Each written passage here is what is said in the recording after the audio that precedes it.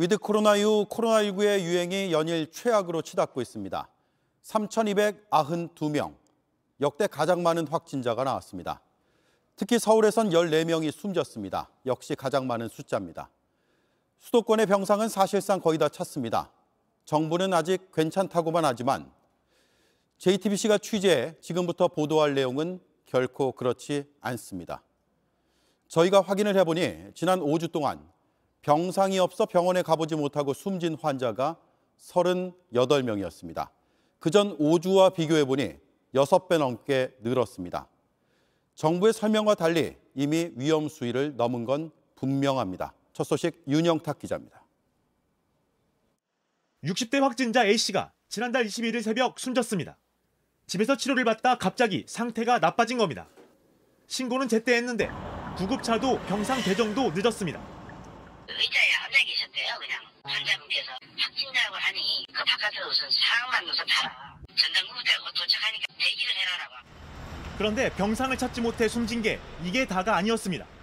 JTBC가 입수한 정부 내부 문서를 보면 최근 한 달 동안 38명의 확진자가 병상 배정 전에 숨진 걸로 나와 있습니다.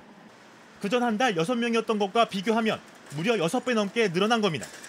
정부는 이 가운데 27명은 요양병원, 5명은 다른 병원에 입원한 상태에서 숨졌다고 밝혔습니다. 일반 환자가 병상 배정을 기다리다 숨진 건 6명이라고 설명했습니다. 요양병원이나 시설에서 숨진 사람이 많다고 해서 절대 안심할 수 있는 상황은 아닙니다. 수도권 중환자 병상 가동률은 78%, 서울은 80%를 넘겼습니다. 그런데도 정부는 아직 비상 상황은 아니라고 합니다. 아직은 조금 여력이 있다고 보여집니다. 그렇지만 조금 아슬아슬한 상황이긴 합니다. 특히 수도권은. 근데 이제 비수도권까지 전체적으로 하면 아직 여유가 있습니다. 전문가들은 병상을 내놓으라며 행정명령만 내리는 건 한계가 분명하다고 경고했습니다. 오늘 병상 배정을 받지 못해 기다리는 사람만 전국에 420명이 넘는 걸로 파악됐습니다. 여기서 조금만 더 시간을 끌면 숨지는 사람이 크게 늘 수밖에 없습니다. JTBC 윤영탁입니다. 네, 돌파 감염이 급증할 거란 경고음이 울린 지는 이미 꽤 됐습니다. 하지만 왜 제대로 대응이 안 된 건지 취재 기자에게 들어보겠습니다. 윤영탁 기자가 나와 있습니다. 어서 오십시오. 이번에 4차 유행 이후에 병상을 찾지 못해서 숨진 환자가 38명인데 이 숫자가 공개된 건 처음이죠. 네. 그동안에는 왜 알리지 않은 거죠? 그래서 정부에 직접 물어봤는데요. 요청이 없었기 때문에 내놓지 않았다 이런 답변이 나왔습니다.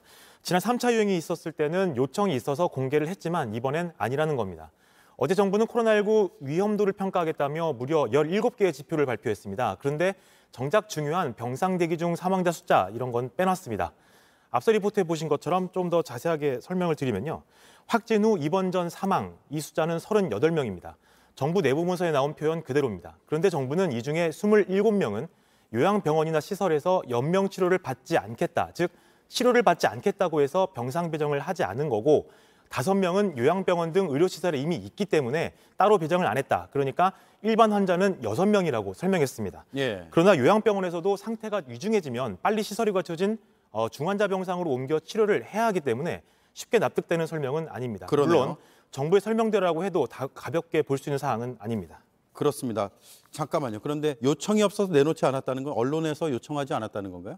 네, 그렇습니다. 그러니까 준비는 하고 집계는 하고 있었는데 네. 그동안 언론에서 요청을 하지 않았기 때문에 굳이 내놓지 않았다. 이런 굳이 알리지 답변이었습니다. 않았다. 네. 자, 그런데 이게 갑자기 이렇게 나빠진 건 아니고 징조가 있었을 것 같은데요. 네, 맞습니다. 백신을 다 맞고도 확진되는 돌파 감염이 9월 달부터 3배 넘게 늘고 지난달에는 10,000명이 넘어섰습니다. 예. 이미 3월부터 백신을 맞은 60대 이상 고령층 그리고 요양병원과 시설에 있는 고위험군 중심으로 돌파 감염이 이어졌습니다. 그러다 보니 위중증 환자 비율이 예상보다 훨씬 더 많이 나온 거고요. 빨간불도 이때 켜진 겁니다. 추가 접종을 더 앞당겨야 한다는 지적이 계속 나왔는데 6개월을 고집하다가 타이밍을 놓쳤습니다. 네. 자, 9월부터 굉장히 많이 늘었는데 이런 이유 때문에 병상 준비도 늦어졌다. 이렇게 봐도 될까요? 네, 그렇습니다. 오늘을 빼면 지난 9월 25일 날 확진자가 가장 많았는데요. 단계적 일상 회복 이야기가 조금씩 나오던 때였습니다.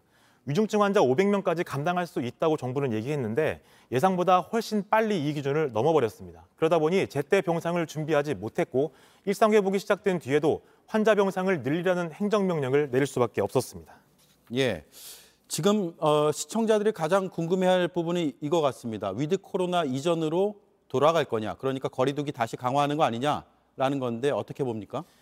네, 이게 아직 쉽게 예측할 수가 없습니다. 그런데 정부 내부에서는 일상 회복을 가급적 멈추지 않겠다는 의지가 매우 강합니다. 1단계에서 2단계로 넘어가기로 한 12월 중순까지는 어떻게든 버텨보겠다는 건데요.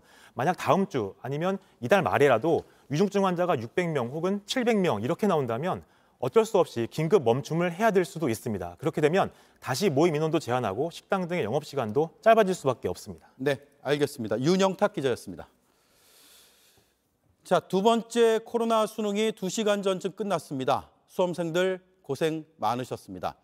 그런데 앞서 보신 것처럼 코로나19 상황이 좋지 않습니다. 서울의 대표적인 약속 장소 홍대 거리로 가보겠습니다. 성화선 기자, 그곳은 위드 코로나 이후에 늘 사람이 많았던 것 같습니다. 오늘도 마찬가지인가요?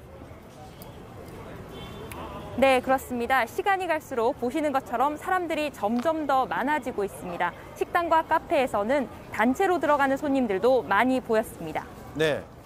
자, 수능 시험 끝내고 온 학생들도 만나볼 수 있었을까요? 네, 제가 이곳에서 수험생들을 직접 만나봤습니다. 먼저 이들의 이야기를 들어보시죠. 수능이 끝나자마자 제 생일도 하고 그래서 친구랑 같이 여기 오게 되었어요. 공부 스트레스 풀기 위해서 친구랑 같이 여기로 왔어요. 친구들이랑 다 같이 사우나 가서 놀고 싶어요.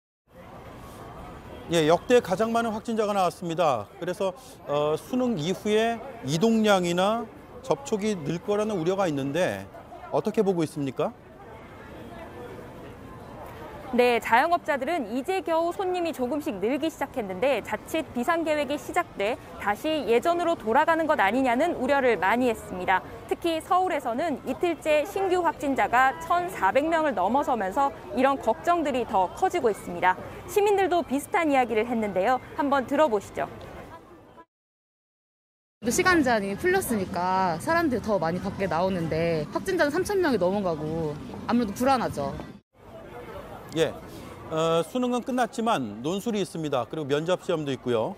또 연말 연시다 보니까 모임도 많을 텐데 확산세에 영향이 있겠죠? 네, 그래서 앞으로 이제 확진자가 더 늘어날 일만 남았다 이런 분석이 나오는 겁니다. 당장 이번 주말부터 일부 대학에서는 논술 시험이 시작됩니다. 수천 명에서 수만 명의 수험생들이 이동할 수 있습니다. 연말이다 보니 모임도 많고요. 겨울철에는 실내 활동량도 많다 보니 더 우려스러운 대목입니다. 네, 홍대거리에서 성화선 기자였습니다.